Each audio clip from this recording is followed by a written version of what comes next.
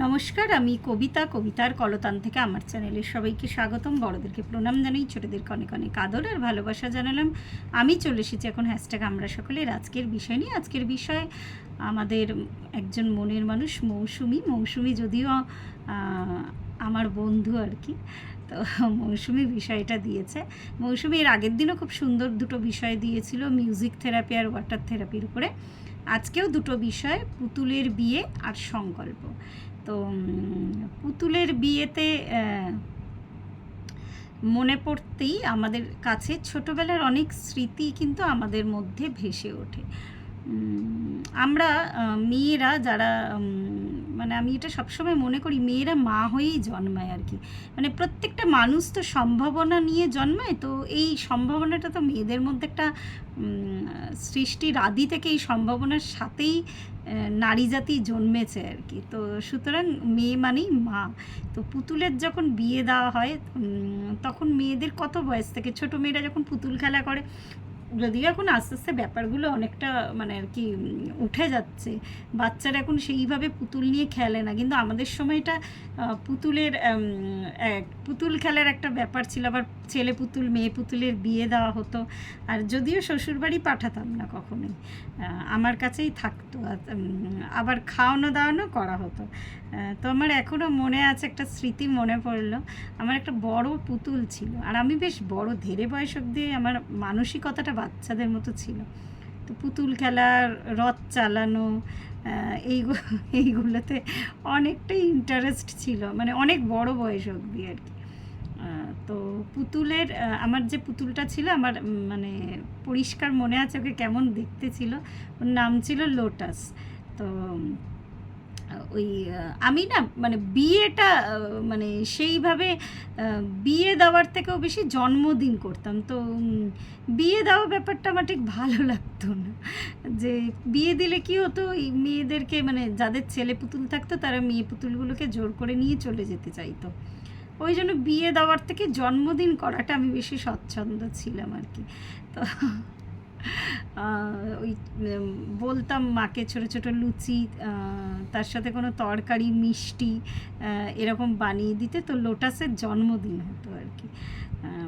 তো এইভাবেই মানে আর কি ছোটোবেলার দিনগুলো কাটতো। তো পুতুলের বিয়ে আমরা উপন্যাসেও পড়েছি, সিনেমাতেও দেখেছি, যে ওই ছেলে পুতুল মেয়ে পুতুলের বিয়ে হতো। আমরা এমনি মানে সেটাতে কোনো অনুষ্ঠান না, মানে এরকম অনেকবার করেছি আর কি। কিন্তু আমি আমার পুতুলকে মানে কারোর বাড়িতে পাঠাবো না, তাহলে তো ওর হয়ে ও মানে যার কাছে ছেলে পুতুল আছে তো সে তো নিয়ে চলে যাবে, মানে সামাজিক রীতি অনুযায়ী আর কি। তো এইগুলো ভীষণ মনে দাগ কাটার ব্যাপার আর কি। এই স্মৃতিগুলো কেউ কখনো ভুলতে পারে না। আর টিচার খেলা, ছোট ছোট মানে পুতুলগুলোকে নিজের বাচ্চা ভাবা, মেয়ে ভাবা, তাদেরকে শাসন করা, তাদেরকে পড়তে বসানো, তাদেরকে আদর করা, তো এইগুলো এই সম্ভাবনাগুলো থাকে বলেই কিন্তু এইগুলো বাচ্চা মেয়েরা করতে পারে। তো সত্যি কথা বলতে কি অনেক ছোটোবেলার কথা মনে পড়ে যাচ্ছে। ওই পুতুলের জন্মদিনের কথাগুলোই বারবার মনে পড়ছে। ওরা আসতো ছোটো ছোটো ওর মানে পুতুলের জন্য ছোটো ছোটো গিফট নিয়ে আসতো, মানে একটা বেশ আনন্দের ব্যাপার ছিল, ভালো লাগতো বেশ। কোথায় যেন সেই দিনগুলো চলে গেল, মানে তখন পুরোটাই মানে একটা মনে হতো যেন একটা পরীদের রাজ্যে বাস করছে আর কি। একটা ফেয়ারে টেলের জগৎ ছিল ছোটোবেলাটা। প্রত্যেকেই ছোটোবেলাকে হয়তো ফিরে পেতে চাই, সবার কাছে সবার ছোটোবেলাটা ভীষণ প্রিয়। ছোটোবেলায় তো আমরা বুঝতাম না দুঃখ কাকে বলে। দুঃখ মানে ওই পড়াশোনা যদি জোর করে করানো হতো, নাম্বার কম পেলে বকা হতো, ওই সাময়িক দুঃখ আর কি, মানে কোনো গভীর দুঃখ ছিল না, আবার দুঃখের ছোঁয়াটুকুনিও ছিল না। তো এইগুলোই ভাবি। তো এটাই খুব সুন্দর একটা বিষয় দেওয়ার জন্য মৌসুমীকে অনেক ধন্যবাদ। এবার হচ্ছে সংকল্প ব্যাপারটা। সংকল্প মানে মানে যেটা আক্ষরিক অর্থে বোঝায় আর কি, কোনো একটা কাজ শুরু করার আগে সেই মানে জিনিসটা আর কি, আমি এই কাজটা করতে যাচ্ছি, সেই কাজটা ঈশ্বরের কাছে আমি সংকল্প করলাম যে আমি এই কাজটা আমার 100% দিয়ে আর কি, আমার 100% দিয়ে আমি এই কাজটা সমাপন করব। তো সংকল্প মানে ওই শ্রী গণেশ বা মুসলিমরা বিসমিল্লাহ বলে আর কি, মানে নিউ স্টার্ট আর কি। তো ওই সংকল্পটা যে কোনো আমাদের শুভ অনুষ্ঠানে, পুজোতে, বিবাহতে, যে কোনো কাজেই কিন্তু সংকল্প করা হয়। অনুষ্ঠানটা করার মানেই এটাই যে আমি যাতে আমার প্রমিস থেকে সরে না দাঁড়াই, মানে আমি যে সংকল্পটা নিয়েছি, বা যেটা আমি শুরুয়াত করেছি, সেটা যাতে আমি শেষ করি। তো এটাই আমার মনে সংকল্পের মানে। আর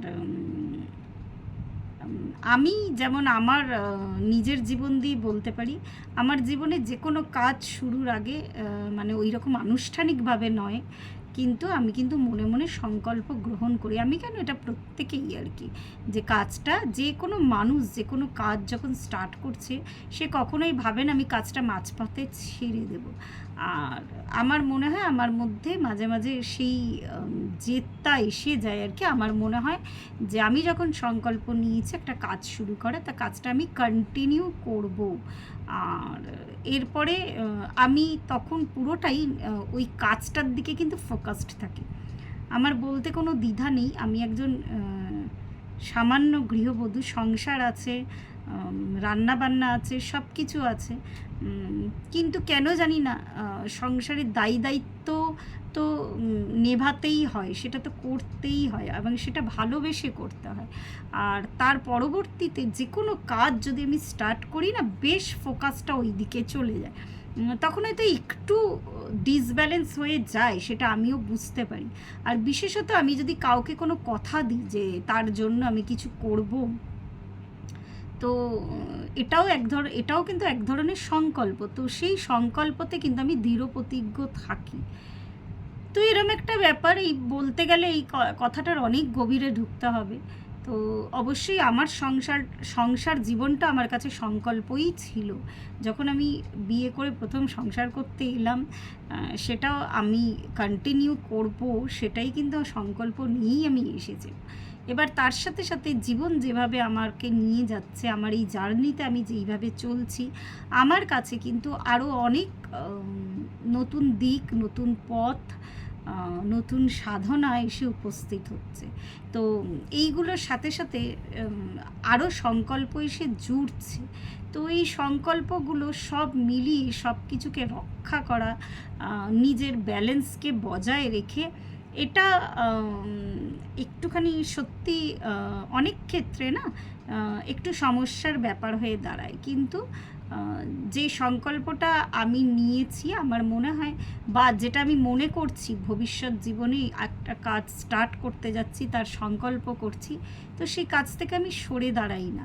আমার উপর যতই চাপ বাড়ুক, সময়ের চাপ বাড়ুক, পরিস্থিতির চাপ বাড়ুক, আমি কিন্তু সেগুলোকে টেনে নিয়ে যেতে চাই। তো সর্বোপরি তিনি আছেন, তিনি দেখছেন কতটা ভার আমি বইতে পারবো, কতটা ভার আমি বয়ে চলতে পারবো রাস্তায়। তিনি আমার মনে হয় সবই ঠিক করে দেবেন। তো এটাই আমার মনে হলো, এটাই আমি বললাম। প্রত্যেকের জন্য অপেক্ষা করে থাকলাম কে কী বলবে সেটা শোনার জন্য। আজকে এই পর্যন্তই রইল। প্রত্যেকে ভালো থাকবেন, পরিবারের সকলকে ভালো রাখবেন। ধন্যবাদ।